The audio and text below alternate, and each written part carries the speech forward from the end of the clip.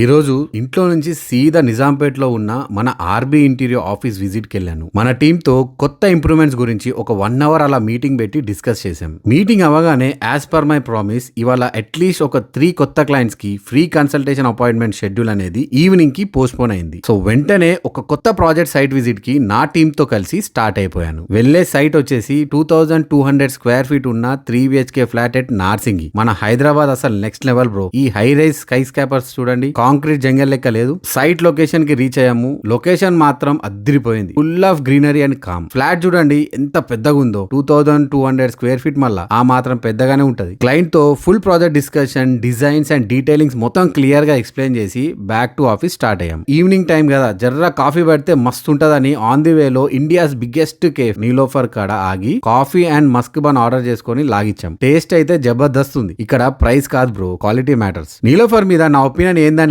Next ఒక మంచి వీడియోలో చెప్తా. కామెంట్ లో నీలోఫర్ మీద మీ ఒపీనియన్ కూడా చెప్పండి. సాటర్డే కూడా ట్రాఫిక్ ఉంది hitech city and JNT road లో. ఆఫీస్ కి రిటర్న్ అవ్వగానే మనం షెడ్యూల్ చేసిన క్లయింట్స్ కి అపాయింట్మెంట్స్ ఇస్తూ ఒక్కొక్కరిగా మాట్లాడుతూ అందరితో సరదాగా అలా టైం గడిపేశాం. సార్ మీకోసమే మీతో మాట్లాడడానికే వచ్చామని చెప్తుంటే నాకైతే ప్రతి రోజు ఇంకా కొంచెం టైం ఉంటే బాగుండు అనిపించింది. అలా క్లయింట్స్ తో మాట్లాడి ఇంటికి రీచ్ అయ్యాను. పార్కింగ్ లో రాగానే మా కమ్యూనిటీలో ఉన్న పిల్లలందరూ అన్న తార్లో అలా రైడ్ కి తీసుకెళ్లన్నారు. చిన్న పిల్లలు అడిగితే మనం కాదంటామా. సరదాగా అలా సన్ రూఫ్ ఓపెన్ చేసి పిల్లలతో నేను కూడా కాసేపు నా ఈ రోజు అలసట మొత్తం మర్చిపోయాను. Each day new sight, new story, new inspiration.